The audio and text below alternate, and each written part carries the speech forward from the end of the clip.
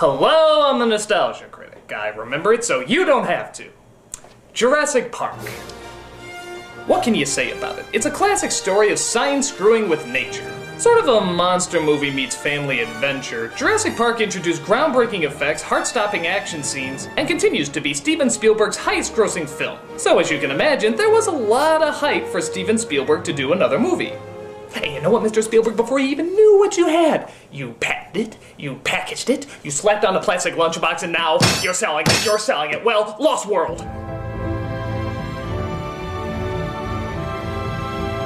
Talk about a letdown sequel. This movie is sort of like a mix between Congo and The Biggest Whiners at PETA. The characters are idiots, the story's absurd, the effects aren't as good as the first movie, so what's the point in seeing it? For you, none. For me, I'm a glutton for fucking punishment. So, let us sink our teeth into The Lost World. So we start off on a different island where a family on their yacht is spending their vacation. Rich people in a monster movie? Well, I'm sure this is gonna end fine for them.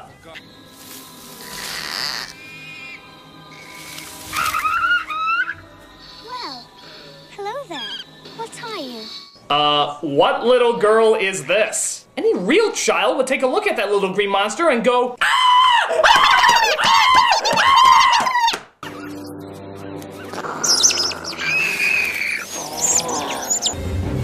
Kathy, darling, lunch is ready. It certainly is. Kathy? And now for comedically over-the-top scream in 3, 2, 1.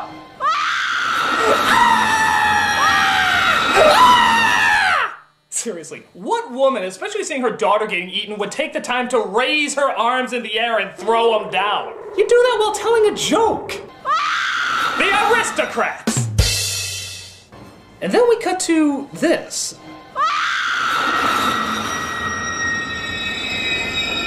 Was the movie trying to make us think she was screaming at Jeff Goldblum? Granted, I would scream at that too, but that's kind of a confused joke. That's chaos theory. So we see our main character, Ian Malcolm. Oh, fuck it, let's just call him Jeff Goldblum, because we all know that's who he's really playing. He drops by the house of John Hammond, played again by Richard Attenborough, as we see some other familiar faces. The 2 little kids from the first movie. Hello, Dr. Malcolm. Kids. It's so great to see you. It's so great to see you. What are you doing here? A very brief cameo. Me too. We're then approached by men in suits. Ooh, they must be the villains. They're led by Hammond's nephew named Peter, who is not happy as Malcolm was the only one of the survivors who broke the non-disclosure agreement and told everybody about the island. Wait a minute, so Dr. Grant never told anybody? Dr. Sadler? Hammond? The kids? What's wrong with these people? There's fucking dinosaurs loose! How come the only person who tells anybody about it is the one nutball who obviously nobody's gonna believe? You signed a non-disclosure agreement before you went to the island that expressly forbade you from discussing anything you saw. You violated that agreement. Yeah, I did, and you lied. You twisted the facts surrounding the deaths of 3 people. 3? Well, that's great. A fucking scientist who can't count. Why did nobody believe him when he said there were dinosaurs again? That's chaos theory. Speaking of which, it looks like there's another island with dinosaurs on it that Hammond wants Goldblum and a team of people to observe. This was called Site B, a site they had to leave because of a hurricane, and so all the animals have been roaming free for the past 4 years. What happened to the first island, you might ask? It disappeared into the void like the rest of the plot holes you'll see in this film. Okay, so there's another island with dinosaurs, no fences this time, and you want to send people in, very few people, on the ground. Okay, if I'm gonna continue on with this review, I have got to get my Jeff Goldblum impression down. So, to help out with that, world-renowned Jeff Goldblum impressionist, Rob. Hello. Welcome to the Jeff Goldblum Hour. You see, the secret to doing the perfect Jeff Goldblum is to insert ahs, ands, and buts in every sentence. Secret is to never complete a full sentence without going or but. There's more to this. You see, for the secret to doing Jeff Goldblum is to put the accent on the wrong words. That's the secret there. So when you want to say a statement, that is the secret to doing a Jeff Goldblum. And there it is.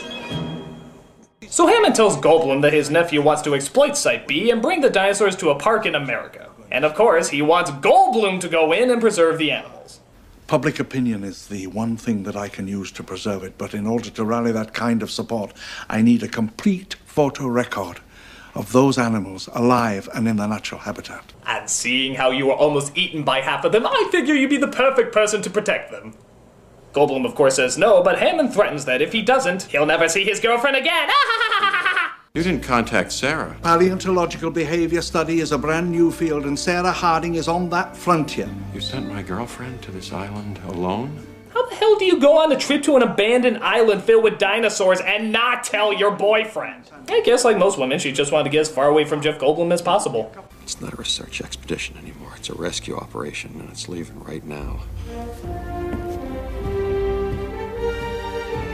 Oh, did I put on the soundtrack to the first Jurassic Park again? So Goldblum goes and gets his team together, including Vince Vaughn. Yay! Oh wait, he's, not in the comedy. We also come across Kelly, Goldblum's only daughter. Wait a minute, one daughter? Got any kids? Me? Oh, hell yeah, 3. I love kids. What's with this idiot in numbers? What, first how many people die, now how many kids he has? I mean, what the fuck's wrong with you? I can't read or write. Good for you. It turns out Kelly is sad because, big shock, Jeff Goldblum's not that hot a father. You know, sweetie, I know we've had some hard going, but I feel like in the last couple of years we've really kind of started to work things out. Hasn't it been better? Yeah, but I want you to crack on me a little bit, ground me or something, send me to my room. You never do any of that stuff. What kid is this? Yeah, because if there's anything children complain the most about, it's not getting punished enough. You got your gymnastics competition. You've been training for that for months. You like to have kids, but you just don't want to be with them, do you? Hey, I'm not the one who dumped you here and split for Paris, so don't take it out on me. Nice parroting there, Goldblum. Why don't you bring up her aborted brother while you're at it? So the team makes it to the island in search of Sarah, only to find that her bag is left behind. Sarah! Wow, even his dreams for his possibly dead girlfriend sound disinterested. Sarah! It's like one of his various uhs got in the way of that line. Sarah, ah. They then come across a couple of stegosauruses and marvel in wonder. Yikes. Wow. And yeah, don't get used to this whole enchanting thing, by the way. There's very little of it in this movie. And eventually, they do come across Sarah, played by Julianne Moore. Wait. Shh. Just stay there. Be quiet. You just asked the impossible from Jeff Goldblum. Stay there and be quiet. Can't be done. We see she finds an E.T. knockoff and decides she wants to pet it. But the parents see her and charge in an angry rage. This, of course, results in a thrilling anticlimax. But it turns out there's bigger things to worry about, like Goldblum's daughter sneaking on board the trip. Kelly, what are you doing? No, what are you doing? Hey, don't go out there. It's not safe. Stay in here. You guys should definitely go. But I'm gonna stay. I love you. I just don't need you right now. I'll tell you what you need, a good antipsychotic. You know, in the first Jurassic Park, they at least tried to set up some character and interesting conversation. Here, it just feels like filler until the fucking T-Rex gets there. In fact, let's play a game. A little game I like to call Try to Be Invested. Just listen to this conversation and honestly act like you give a crap. Seriously, just try to be interested. So listen, when you're out in the field, nothing we can do can leave any room for people to say that our findings are I'd be happy to contaminated. deliver a letter to Once your the wife research or your loved one, give a chance to say you're goodbye to her, dead. okay? We leave no Or scent Eddie, of any you got any kind, personal no effects insect of any repellent, kind? no hair You know, tonic, no least I can do. cologne. I'll be in there, All our food guys. plastic bags. Our presence needs to be 100% antiseptic. If we Oh, fucking, can I just see the lawyer getting eaten again? God, that's awesome. Can I just watch that for 2 hours? But they hear a noise in the distance. A horrible, terrible sound. What could it possibly be? Man! Yes, man. Man would sodomize your hamster if he could with a... Okay, we know the drill. Let's just see who these guys are. Oh, it's that Peter jerk again. And this time he's accompanied by another Peter, Pete Postlethwaite, and his killer cheekbones, as they try to hunt down some dinosaurs for their zoo in America. It'll be a tacky Say that again, woman. A what? The one with the big red horn, the pompadour. Really? You hire people to hunt dinosaurs who don't even know the names of the dinosaurs? Why would you go hunting with a person who doesn't even know the name of the animal you're hunting? Oh, it's big, it's got antlers, it's got these really big hooves. A lion? Yeah! So our heroes look over the horror of what they're seeing and they let it all sink in.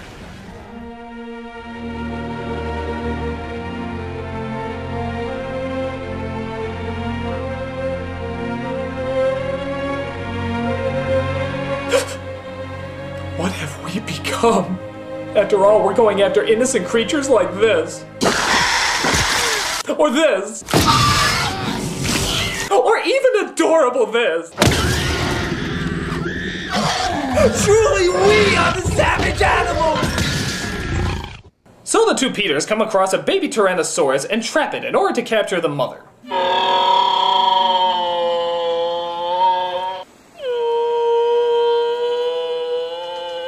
So, on a scale of 1 to 10, how douchey is this? Oh, this is incredibly douchey. This is like Hitler douchey, no doubt about it. But luckily, Vince Vaughn is loading up and ready for action. Hammond told me these people might show up. I thought we'd be finished by the time they got started, but in case they weren't, he did send a backup plan. What backup plan? Me? He never uses a weapon in this movie. But to be fair, Vince Vaughn is no stranger to tough situations. What, a hot older woman made you feel her cans? Stop crying like a little girl. What'd you do with them? You play the motorboat? You motorboating son of a bitch, you old sailor, you. So, like friggin' idiots, they let all the dinosaurs out of their cages. And wouldn't you know it, they run amok.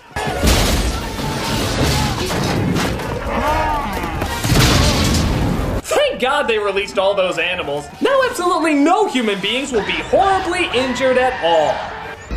Auntie, look out! Jump! By the way, what dinosaur could literally throw a car into a tree? What is this, the Babe Ruthosaurus? And if you think that was stupid of our heroes, take a gander at this. They find the baby T-Rex and bring him to the trailer. Are you guys fucking morons? Why don't you just write "eat me" all over you?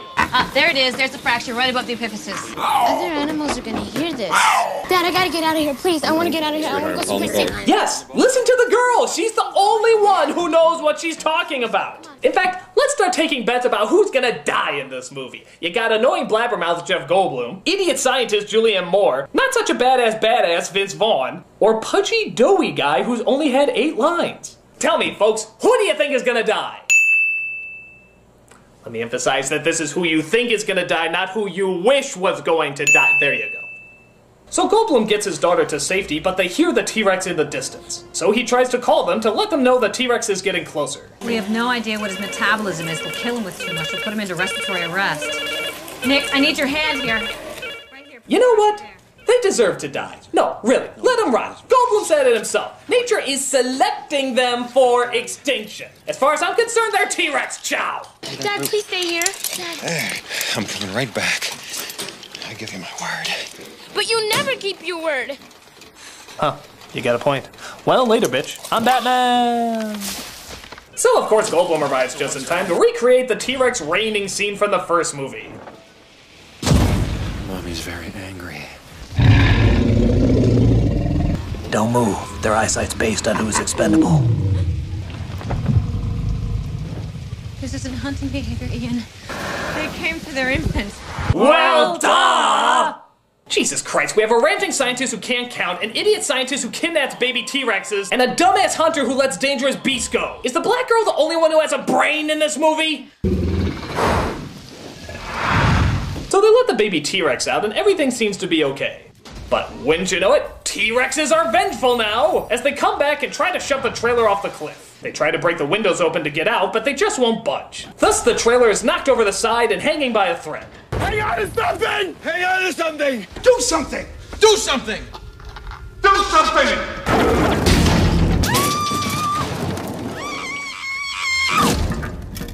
Sarah! No, you mean Sarah! Sarah!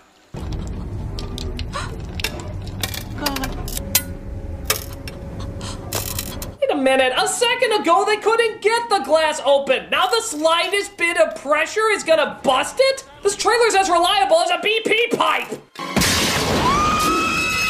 They manage to grab her in time as Doughy Guy comes in to save the day. What is this? Oh, come on, he just put his hand on the shattered glass. Who makes these fucking windows? Who's hurt? What do you need? We need rope. Rope? What? Anything else? Yeah, 3 double cheeseburgers with everything. No onions on mine. I don't know. We'll turn it over. You know, I'm not gonna rescue you if you're not gonna take this seriously.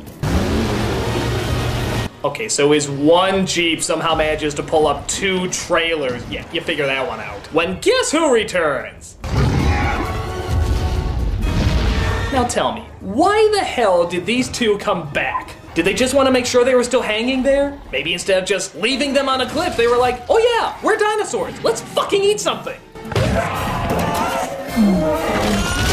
Oh, hey, is that Mommy? Is she angry? You might still have a chance if she's not very angry. So the guy gets eaten, and watch this. Both trailers fall right through them, not damaging one fucking hair on their heads. I haven't been impressed with such incredible luck since the pipe scene from Twister. Some people have all the contrived conveniences, don't they? That's chaos, dude. So the hunters find our heroes and manage to pull them out.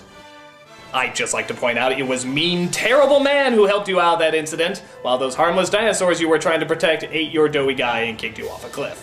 By moving the baby Rex into our camp, we may have changed the adults' perceived territory. They're what? That's why they persisted in destroying the trailers. They now feel they have to defend this entire area. Again, we'd like to thank our main heroes for tending to the baby and dooming all people on the island. Rex just fed, so he won't stalk us for food. Just fed? I assume you're talking about Eddie. You might show a little respect. The man saved our lives by giving his. You will show respect for our Doughy Guy.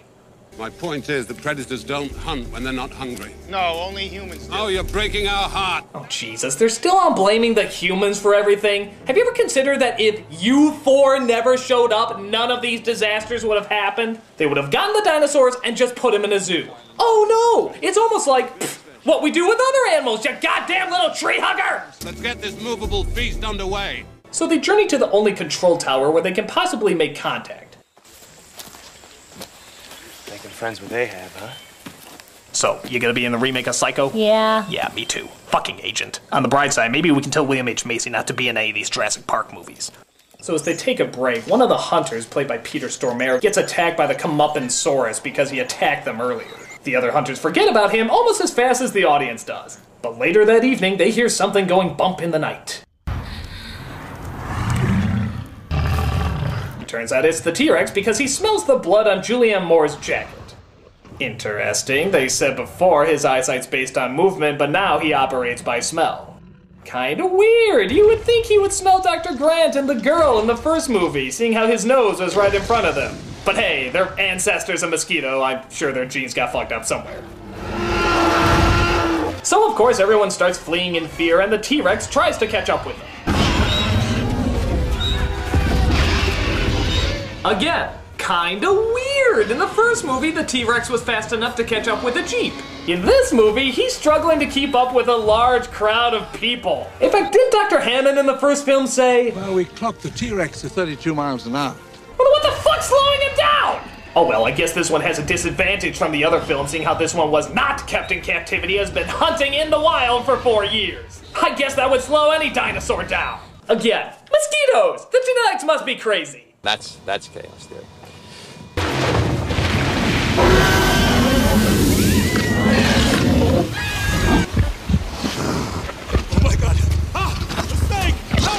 Oh my god, a snake! Is there anything worse than a snake? Oh yeah, the giant Tyrannosaurus waiting for me outside! So while the T-Rex is eating the snakophobe, Jeff Goldblum comes in and helps everybody escape. Only to be attacked by Big Shock, more dinosaurs! Go. As fast as you can. Okay, how many lines does Jeff Goldblum whisper in this movie? Mommy's very angry. Hang on, this is gonna be bad. Kelly. Go. As fast as you can. I mean, what's the point anyway? Critic, see, that's another way to do a perfect Jeff Goldblum is, what you gotta occasionally do is you gotta whisper, and this is perfect for the trailer, because this is trailer fuel, because when you get down deep and whisper, it makes it sound like you're saying something really important, when really you're just rambling, because you're Jeff Goldblum. And to demonstrate here, I'm gonna use this glass of water, and yes, now we'll just take the water here and drop that there, and look, the water went a different direction than it did the first time. Do you know why that is? Because tiny little fibers and microvesicles and little lines in your hand, guarantee it will go a different direction every time. And that is the essence of chaos. And when you have chaos, Critic, do you know what you have? You know what you got? Huh, Critic? Huh? What? Checkmate. All right, enough of you. Back to the movie. Checkmate. Shut up! Okay, so while the rest of them try to outrun the Raptors, Vince Vaughn gets away and makes it to the tower, trying to radio for help.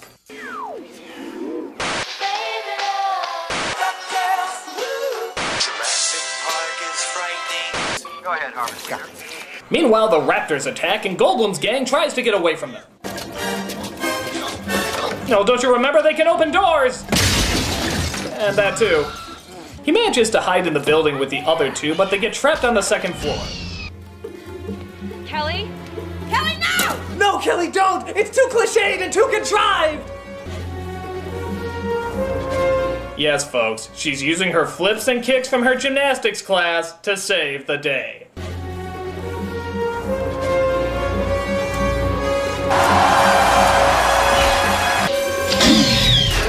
Yeah, you think that's bad enough, but listen to this. Hey, you! I love the fact that the Raptor actually turns when she says, "Hey, you." I mean, Jesus, he actually fell for that? I thought these things were supposed to be super intelligent, and the move that gets the drop on them is, "Hey, you." Hey, you! Yes? What else do you think these morons would fall for? Hey, look over there! Oh, no! Oh, I can't believe I fell for that. I can figure out how to open a door, but not when I'm being had. Oh, God, I'm a bad raptor. I'm a bad raptor. They finally get away when the chopper that Vince Vaughn called finally arrives. But Postlethwaite still wants to take care of that darn T-Rex.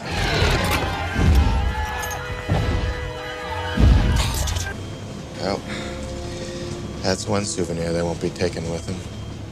But you stole their bullets? That T-Rex is eating people, you asshole! My God, these are the people that helped you out of the cliff and told you where the radio tower is. And you're honestly going to take away their only means of defending themselves? Jesus! All you ever do is wave your finger at how people are gonna get killed, and yet you're constantly getting people killed!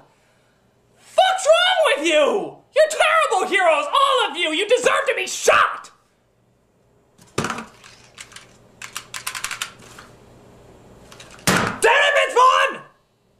I guess in the long run it doesn't matter because they still capture the T-Rex anyway and bring him to San Diego. But the ship crashes into the docks as it seems the T-Rex got out of his cage, ate the crew, and somehow locked himself back in the cage.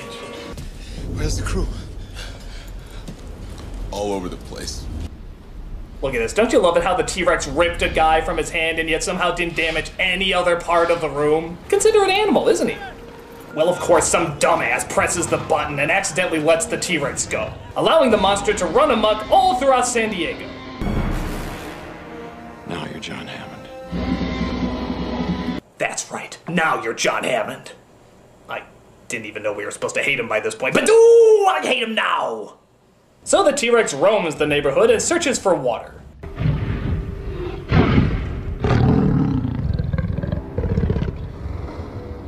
That's nothing. You should see Susie next door.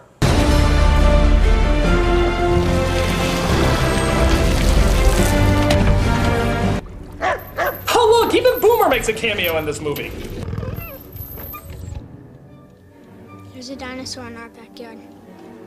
Yes, but what about Boomer?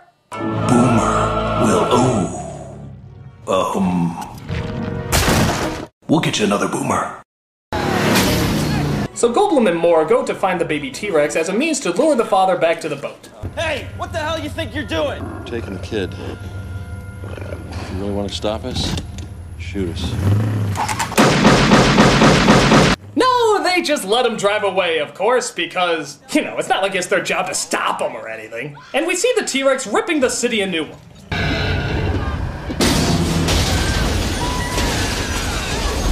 Oh, wait a minute. King Lear starring Arnold Schwarzenegger?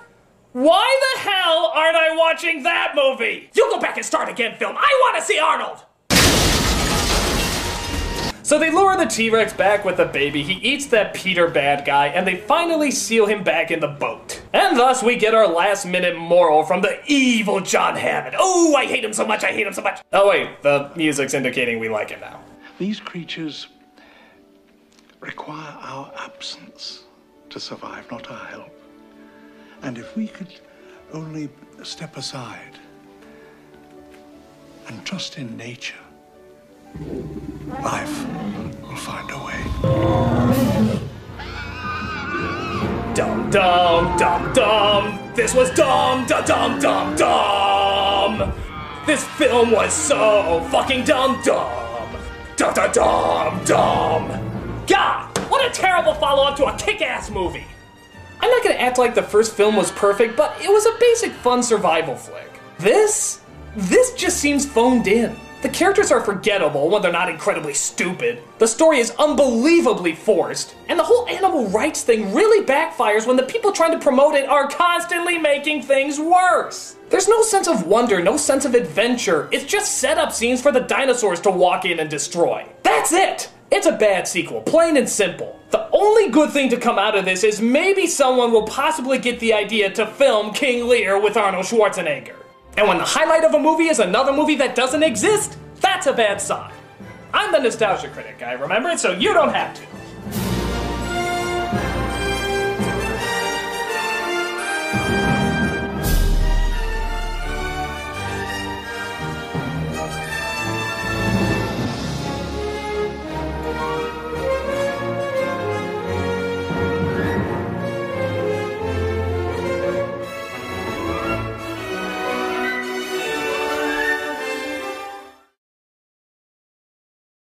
Now, there were supposed to be dinosaurs in this dinosaur review, right? Hello? Hello? Yes? That's chaos theory.